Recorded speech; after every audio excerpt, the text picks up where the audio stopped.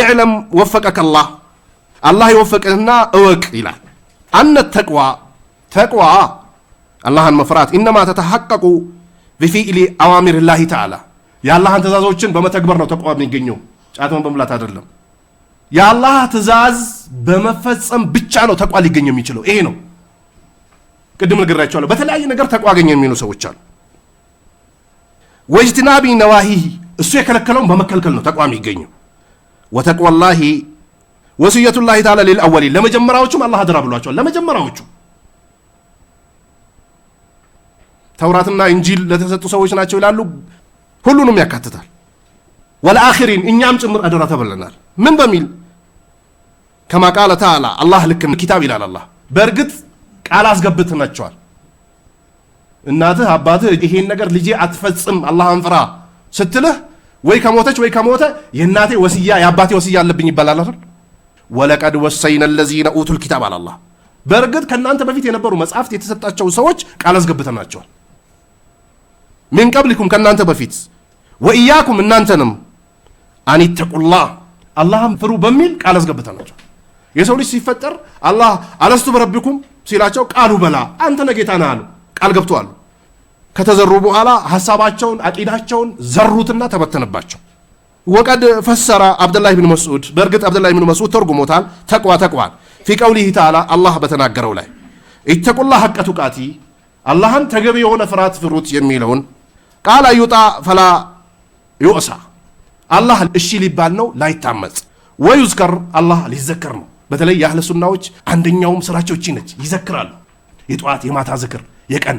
እኩለ ሌሊት የሚባል ዝክር አለ ስንተኛ ስንነሳ መንገድ ስንሄድ ስንመለስ ምንላቸው ዝክሮች አሉ አላህ ሊወሳ ነው ላይረሳ ወይሽከር ፈላ ይክፈር አላህ ይመሰገናል አይካድም ይሄም ተፍሲሩ ጠበሪ ከታች 7ኛው ሙጀለድ 65ኛው ቁጥር ላይ አስቀምጧል ወሰነዱሁ ሰይ ዱዓቶች ወይም ደግሞ አንዳንድ አሊሞች ጠልቅ ኢብኑ ሐቢብ ያስቀመጠውን ትርጉም በላጭ ወይንም ደግሞ በጣም ግልጽ የሆነ ብሎ የሚጠቅሱት አሉ ወህወ ተአብይ ነው እሱ በ90ዎች አካባቢ ነው የሞተው ምን ብሎ ተርጉሞታል እሱ ኢዛ ወቃቲል ፊትና ፈአጥፊሁሃ ቢተቋለ ፊትና ሲከሰት አላህን በመፍራት አጥፋት ብሏል ቃሉ ወመተቋሉት ተቋ ማለት ምን ማለት ነው ሲሉት አንተ አመለ ቢጣአቲላህ በአላህ ትእዛዝ ልትሰራ ነው አላ ኑሪን ሚነላህ ከአላህ በሆነ ብርሃን ተርጁ ሰዋብ አላህ የአላህን ምንዳ ከጅለህ ወአን ተትሩከ ማዕሲየተላህ አላ ኑሪን ሚነላህ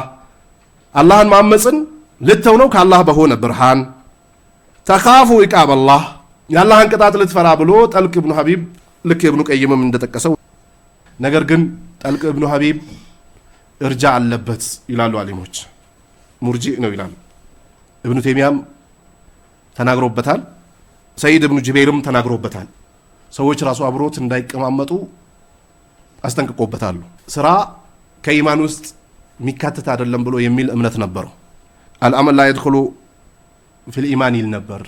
ምን ስራው ስራ ኢማን ውስጥ ሚካተት አይደለም ይል ነበር አህለ ሱናዎች በምላስ መናገርን በቀልብ መቋጠርና በተግባር ማስገኘት እነዚህን ሶስቱ ነው አያይዞ የሚሄዱት እሱ እዛ ውስጥ እዛ ፍትና ላይ ወጥቆ ነበር ይላሉ እኛ ከታቢይ ሰሃባ ይሻላል እንግዲህ አብዱላህ ኢብኑ መስዑድ ነው የፈሰረው እንግዲህ ስለ ተቋ በተቋ ዙሪያ ሰለፎች የተናገሩት በላጭ ነው የጠልቅ ኢብኑ ሐቢብን ከመጥቀስ በላይ ይላሉ